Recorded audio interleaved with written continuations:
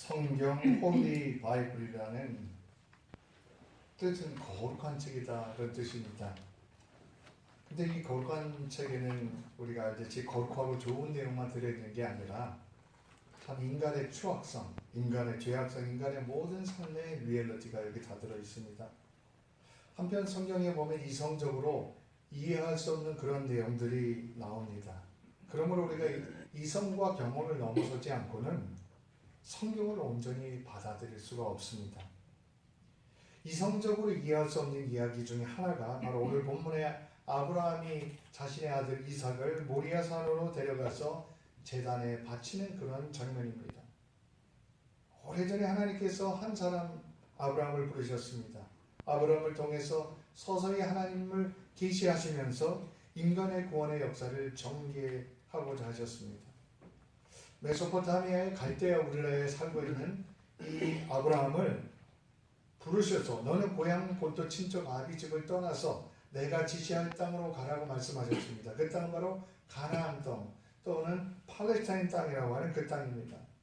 옛날에는 아마 성경에 보면 수명이 길었던가 봅니다. 아브라함이 75살에 아들이 없이 가나안 땅에 왔습니다. 그런데 하나님의 도움으로 기적적으로 100살에 아들 이삭을 얻었습니다. 물론 그 전에도 첫 하갈을 통해서 얻은 이스마엘이라는 아들이 있었는데 하갈도 이스마엘도 집을 나가고 이제 아들은 이삭밖에 없습니다. 그런데 대를 잇는 그 독자 이삭을 하나님께서 바치라고 말씀을 하시는 것입니다. 내 아들 이삭을 모리아 산에 가서 번제로 바치라. 번제는 불에 태워서 바치는 그러한 구약의 제사였죠. 놀랍게도 본문을 보면 아브라함은 이 명령을 듣고 대꾸했다는 내용이 없습니다. 불평했다는 내용도 지체했다는 내용도 없습니다.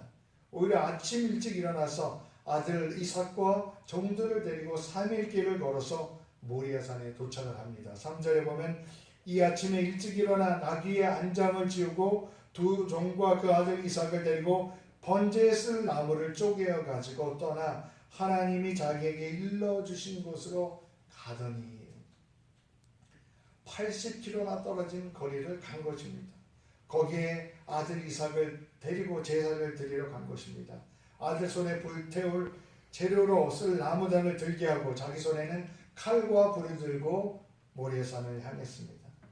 산에 올랐을 때 아브라함이 칼을 들어 아들을 치려고 합니다. 그러자 하나님께서 급히 멈추라고 말씀하십니다. 그 옆에 수풀에 뿔이 걸린 수양을 제물로 하나님께서 예비하셨고 그 양을 제물로 드리겠습니다. 그러면서 하나님께서 아브라함에게 말씀하십니다. 내가 아들까지도 아끼지 아니하고 바치는 것을 보면 내가 나를 사랑하는 줄 안다. 앞으로 내가 내게 큰 축복을 줄 것이다. 이런 내용입니다. 이 본문은 잘 알지만 참 이해하기 힘든 내용입니다. 첫 번째로 도대체 사랑의 하나님이 어떻게 이렇게 잔인한 명령을 내릴 수 있을까 하는 그런 의문입니다.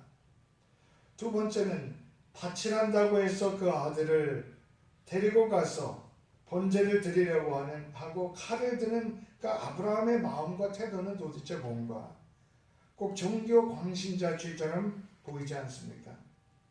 셋째, 아브라함에게 아들을 바치라고 하는 이유는 하나님께서 아브라함을 시험하기 위한 것이라고 말씀했습니다. 1절에 그 이후에 하나님이 아브라함을 시험하시려고 그를 부르시되 아브라함 하시니 그를 시험하시려고 부르신 것입니다.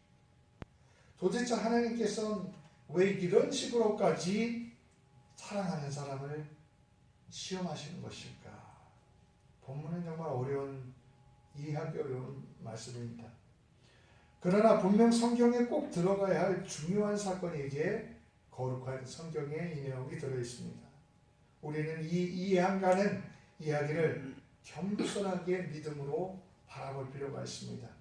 본문에서 우리는 하나님께서 원하시는 순종이 무엇인가에 대해서 배우게 됩니다. 하나님께서 아브라함에게 이삭을 바치라고 한 이유는 시험하시려고 테스트하시려고 한 것입니다. 시험은 다른 말로 훈련한 것입니다. 훈련은 힘들지만 훈련은 우리를 변화시켜줍니다. 나약한 사람도요, 훈련을 겪고 나면 근력이 생기고 용기가 생깁니다. 아브라함에게 하나님께서 내려주신 시험지는 참 가혹한 것이었습니다. 인간적으로 도저히 생각할 수 없는 것입니다. 도대체 하필이면 왜 아들을 바치라는 것입니다. 아브라함에게 세상에서 가장 중요한 존재인 이삭을 요구하고 계신 것입니다. 차라리 아브라함 자신을 바치라는 그 명령보다도 훨씬 더 힘든 명령입니다. 100살에 얻은 자기 생명보다 귀중한 아들입니다. 그 아들을 어떻게 제물로 바칠 수가 있습니까? 옛날에는 자식을 제물로 바치는 관습이 세계 곳곳에 있었습니다. 남미의 마야 문명 지역을 탐사하다 보면 그 10대 소녀들을 산채로 신에게 제물로 바친, 그래서 그 소녀들이 미라가 돼서 발굴이 되고는 합니다. 이스라엘 백성이 살았던 가나안 땅에도 말할 것이 없습니다. 얼마나 악했던지 몰렉이라는 신에게 자기 자녀들을 불로 태워 지내는 그런 오랜 악습이 가나안 땅 종교에 있었습니다. 아브라함에게 어떤 마음이 들었을까요? 무슨 생각을 했을까요? 성경에는 안 써 있으니까 알 수는 없지만 제 생각에는 아브라함도 회의가 있었을 것이라고 생각합니다. 내가 지금까지 믿은 야훼 하나님께서 가나안 땅의 이방 족속들이 하는 것처럼 아들을 번제로 바치라니. 아브라함 머릿속에 수많은 생각들이 지나갔을 것입니다.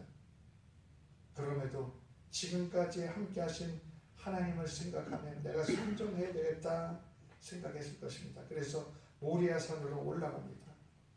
산에 올랐는데 아들 이삭이 말을 합니다. 아버지, 나무와 불은 있는데 제사로 드릴 제물이 어디 있습니까? 천진난만하게 말하는 그 아들을 바라보는 아버지 아브라함의 심정은 어땠을까요? 아마도 아브라함은 모리아 산으로 떠나는 그 순간부터 아들 이삭의 눈을 똑바로 볼 수 없었을 것입니다. 이삭은 이미 청년이었기 때문에 아버지에게 반항할 수 있었습니다. 그러나 아주 순종적인 이삭은 묵묵히 아브라함이 시키는 대로 따릅니다. 이런 이삭을 보면서 아브라함은 얼마나 마음이 괴롭고 아팠겠습니까? 굉장히 훌륭한 모범이죠. 그러나 이야기를 읽을 때마다 당황스럽습니다. 고개가 갸우뚱거려집니다. 그러나 이 본문 가운데는 하나님께서 우리에게 원하시는 순종이 무엇인가 그것을 우리에게 가르쳐주고 있습니다. 본문을 통해서 먼저 우리 하나님께서 하나님으로서 온전히 예배받기를 원하신다는 것을 알 수가 있습니다. 간신히 100살에 얻은 아들을 달라는 말씀은 하나님이 생명의 주인이심을 선언하신 것입니다. 다시 말해서 아브라함의 생명의 주인이 하나님이듯이 이삭의 생명의 주인이 아브라함이 아니라 하나님이라는 것을 선언하고 계실 것입니다. 우리 살면서 이것을 빨리 깨달아야 합니다.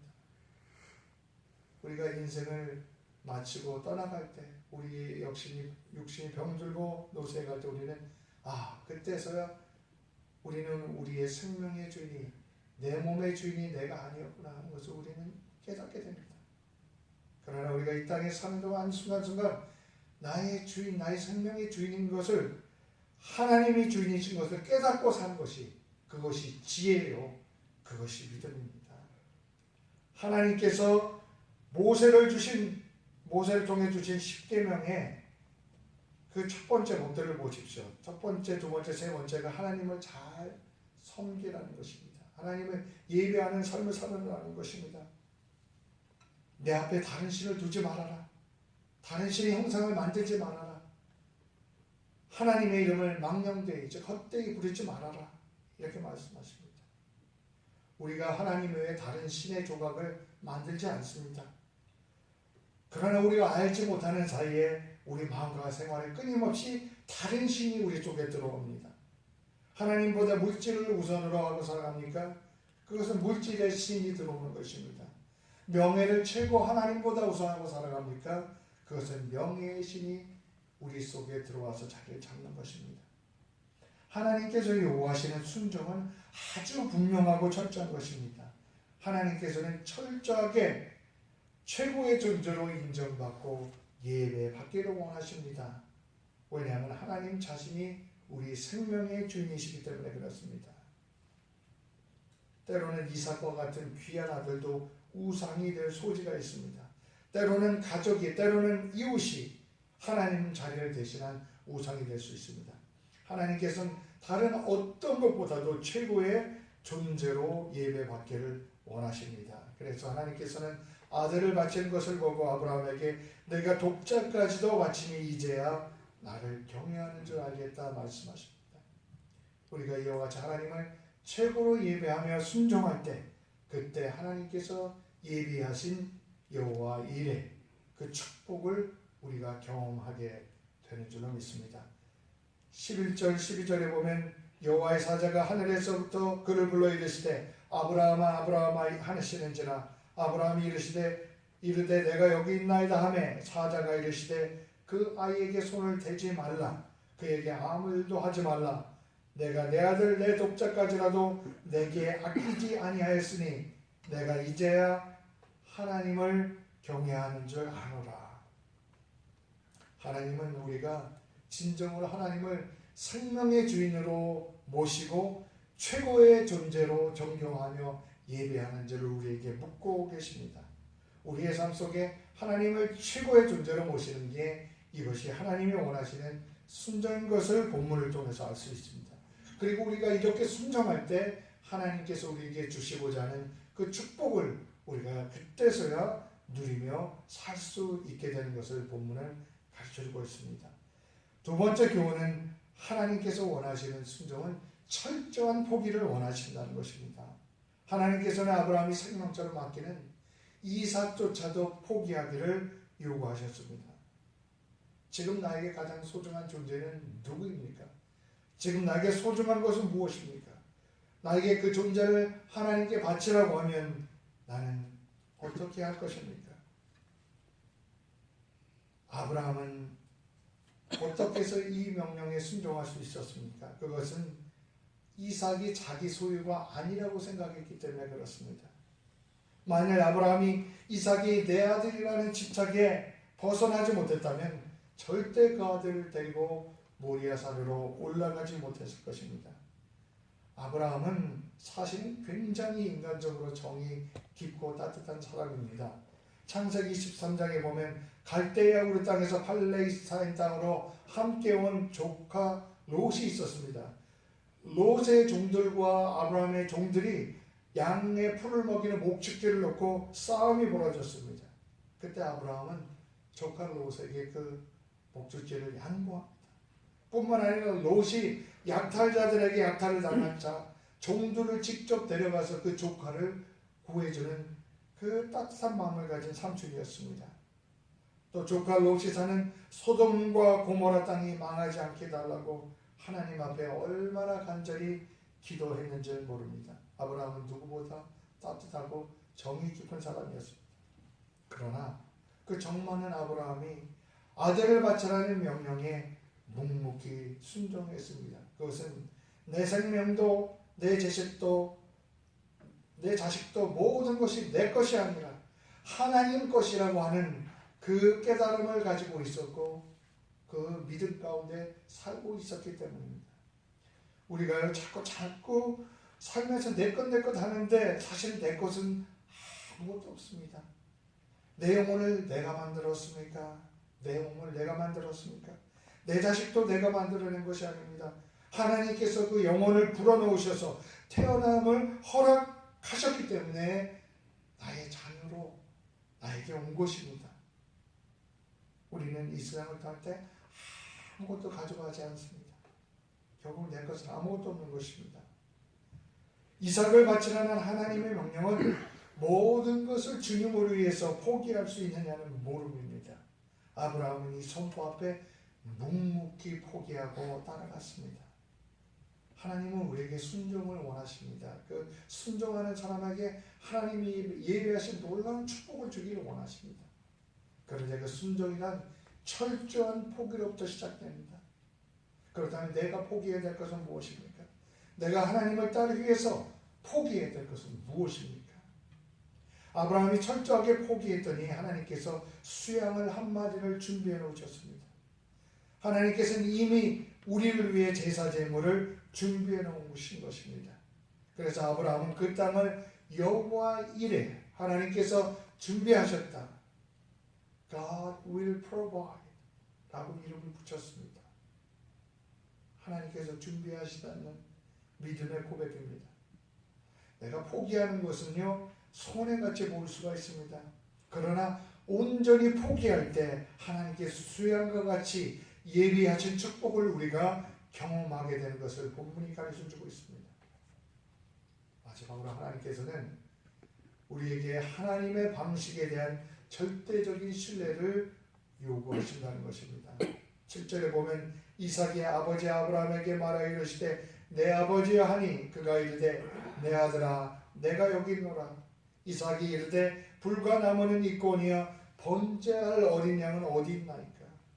아브라함이 이르되 내 아들아 번제할 어린 양은 하나님이 자기를 위하여 친히 준비하시리라 하고 두 사람이 함께 나아가서 번제물은 어디 있습니까? 아브라함은 하나님이 준비하시니라 여호와 이레 God will provide 이렇게 대답을 합니다. 때로 하나님의 방식은 인간의 이해를 초월합니다. 그러나 그 방식을 따라가는 것이 신앙입니다. 아브라함은 하나님으로부터 복을 기대하고 그 시험을 치는 것이 아닙니다. 그 어려운 가운데서도 아브라함은 하나님의 길을 순종해서 따라가면 분명히 궁극적으로 하나님께서 선한 길로 인도하실 것을 믿고 순종을 했습니다. 지금 내가 걷는 믿음의 길이 무슨 이익이 없어 보일 수 있습니다. 내 손해나는 것처럼 볼 수가 있습니다. 그러나 하나님께서 그 길을 가라고 하셨다면 우리는 묵묵히 그 길을 가야 합니다. 하나님의 방식을 신뢰하고 아브라함처럼 모리아 산의 길을 걸어가야 합니다. 신앙생활의 많은 교리들이 초이성적입니다. 삼위일체 우리가 인간의 논리로 인간의 이성을 이해할 수 없습니다. 그것은 인간의 합리성을 뛰어넘는 신앙의 영역에 있는 것입니다. 하나님께서 아들 이삭을 제물로 드리라는 명령은 도저히 인간적으로는 이해가 안 되는 명령입니다. 그러나 거기는 아브라함을 사랑하시는 하나님의 큰 뜻이 있었습니다. 하나님께서 아브라함에게 축복을 주시기 전에 그의 순종을 시험해 보신 것입니다.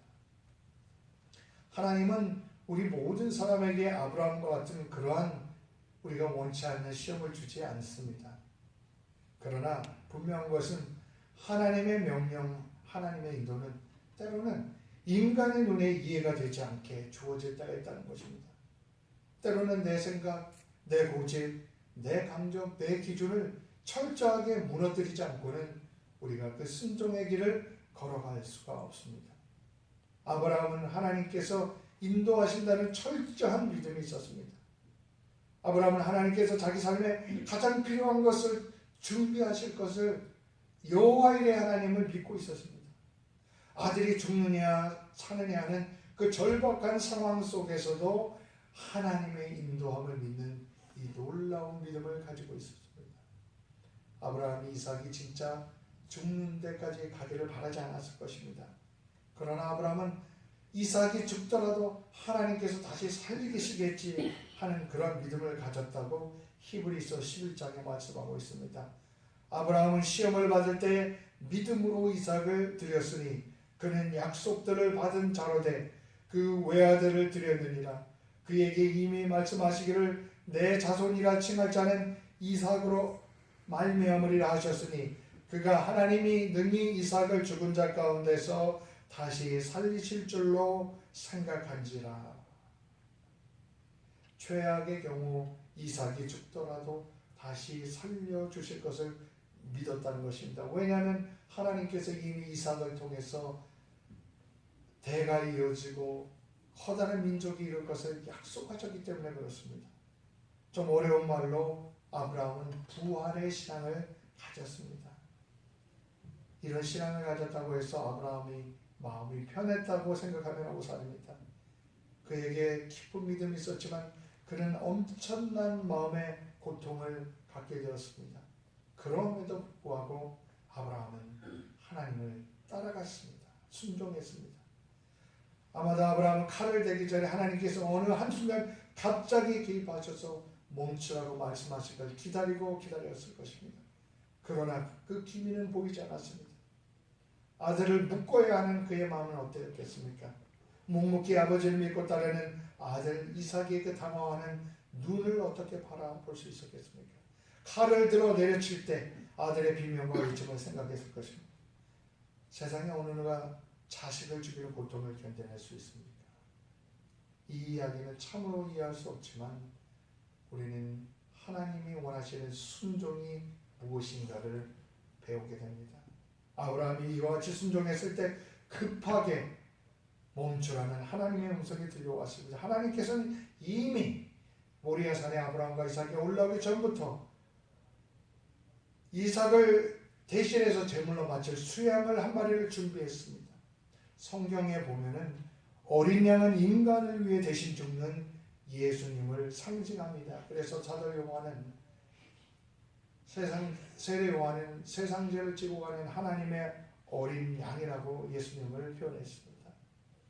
신약적으로 보면 이삭이 죽을 자리에 예수님께서 대신 죽어주신 것입니다.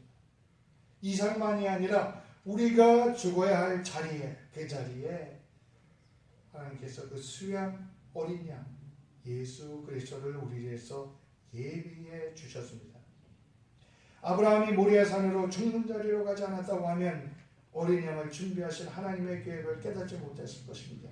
그러나 죽기를 가오고 철저하게 순종하고 철저하게 포기하고 철저하게 하나님을 신뢰했더니 놀라운 하나님의 임재를 경험하게 되었습니다. 우리도 아브라함처럼 철저하게 온전하게 순종해서 하나님께 인정받고 축복받는 사람들로 살아가시기를 바랍니다.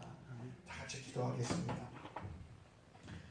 하나님 아버지, 아브라함처럼 온전히 순종하는 믿음을 갖기를 원합니다. 우리 삶 속에 하나님만을 최고로 예배하고 살기를 원하며 우리 삶 속에 아직도 포기하지 못한 것들을 철저하게 포기하고 살도록 인도하여 주시옵소서. 아브라함처럼 지금 손해가 나고 지금 당장 어려워도 옳은 길 믿음의 길을 끝까지 순종하며 나아가도 궁극적으로 하나님의 축복을 받는 저희들, 저희 가정, 저희 자녀들 다 되게 하여 주시옵소서. 예수님 이름으로 기도드립니다.